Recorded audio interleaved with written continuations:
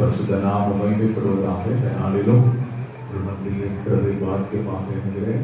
நாளிலே கர்த்தர் இந்த நாளில் தகுதிப்படுத்தி இந்த நடுவில் ஊழியம் செய்யும்படி கத்தரளித்த இந்த பிள்ளையர் பெற்ற இந்த வாக்கியத்திற்காக ஆண்டவரை நான் ஸ்தோத்திரிக்கிறேன். ஆமென்.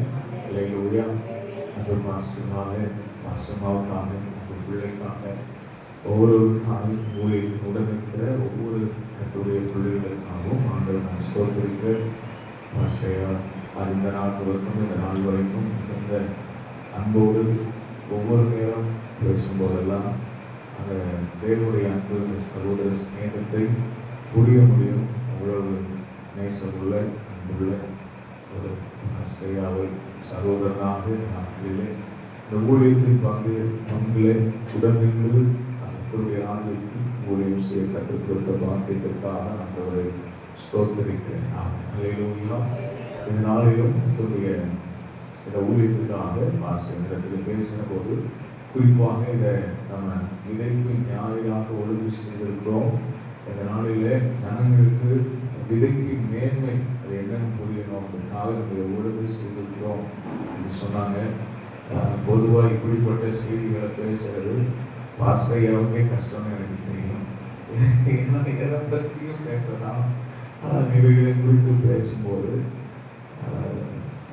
பட்டயத்தை ரெண்டு புறமும் கருக்கானது இல்லையா, எங்கிருந்தாலும் பாதிப்பு உண்டாகலாம். அதனால தான் நல்ல கவனிங்க, ஆவியானவர் எப்பொழுதெல்லாம் நம்முடைய வசனத்தை கையாளுகிறாரோ அது ஒரு விசேஷம் என்ன அப்படின்னு கேட்டீங்கன்னா, அது நம்மை அடுத்த நிலைக்கு கொண்டு போகுமே தவிர அதை நம்மளை ஒருபோதும் உழைக்காது. நம்மளை சோர்ந்து போக பண்ணார். நிச்சயமாக ஆவியானவர் நம்மோடு பேசுவார். நான் விசுவாசிக்கிறேன். இந்த வாரத்துக்காக அந்த சமூகத்தில் கர்த்தருடைய வார்த்தைக்காக பாஸ்டர் சொன்னப்ப நான் ஜெபித்த போது என் உள்ளத்தில் ஆண்டவர் காண்பித்த ஒரு சில வார்த்தைகளை உங்களுக்கு முன்பாக நிறுத்தி அந்த சரியான நேரங்களை நாம் ஜெபித்து முடிக்க கர்த்தர் நமக்கு உதவி செய்வாராக. நாம் யாரும் எடுத்துக்கொள்வோம். 2 கொரிந்தியர் புஸ்தகம் 9வது அதிகாரம். 2 கொரிந்தியர் புஸ்தகம் 9வது அதிகாரம் அதனுடைய 8வது வசனம். 2 கொரிந்தியர் புஸ்தகம் குடும்பமான அளவு பைபிள் வச்சிருக்கிற எல்லாரும் எடுத்துக்கோங்க. நாம் ஒரு முறையாவது வசனத்தை கவனிப்போம். எல்லாரும் சேர்ந்து வாசிப்போங்க. எல்லாரும் எடுக்கணும். புதிய பாட்டு 252வது பக்கம். எல்லாரும் எடுத்துக்கோங்க. முதல் வசனத்தை நம்ம எல்லாரும் கவனிக்க போகிறோம். 2 கொரிந்தியர் 9ஆம் அதிகாரம் அதனுடைய 8வது வசனம். வாசிப்போம். மேலும் நீங்கள் எல்லாவற்றிலும் எப்பொழுதும் சம்பூரணம் உடையவர்களாயும் சகலவித நற்கிரியைகளிலும் பெருகிறவர்களாயும் இருக்கும்படியாக தேவன் உங்களிடத்தில் சகலவித கிருபையும் பெருக செய்ய வல்லவராக இருக்கிறார். ஆமென் சொல்லுங்க. அல்லேலூயா. அல்லேலூயா. நீங்கள் எல்லாவற்றிலும் எப்பொழுதும் சம்பூரணம் உடையவர்களாயும் சகலவித நற்கிரியைகளிலும் பெருகினவர்களாயும் இருக்கும்படியாக தேவன் உங்களிடத்தில் சகலவித கிருபைகளிலும் பெருக செய்ய வல்லவராக இருக்கிறார். ஆமென். அல்லேலூயா. அல்லேலூயா. இந்த வார்த்தையை கொஞ்சம் நம்ம விளங்கிக் கொள்ளலாங்க. புரிந்து கொண்டு நம்ம அர்ப்பணித்து ஜெபிக்கும் போது மிகுந்த ஆசீர்வாதமாக இருக்கும். நம்மளை எல்லாவற்றிலேயும் சம்பூர்ணம் உள்ளவர்களாக மாற்ற விரும்புகிற ஒரு தேவன் உண்டு. ஆமென். அல்லேலூயா. அல்லேலூயா. ஊழியத்தின் ஆரம்பத்துல பாருங்க, ஊழியத்தின் ஆரம்பத்துல வந்த நேரங்கள்ல ஆண்டவர் நம்ம அழைத்திருக்கிறார். ஆண்டவருக்காக ஊழியம் செய்ய வேண்டும் என்கிற ஒரு ஆசை, விருப்பம், தாகம் அழைக்கப்பட்ட எல்லா கர்த்தருடைய பிள்ளைகளுக்குள்ளே இருக்கும்.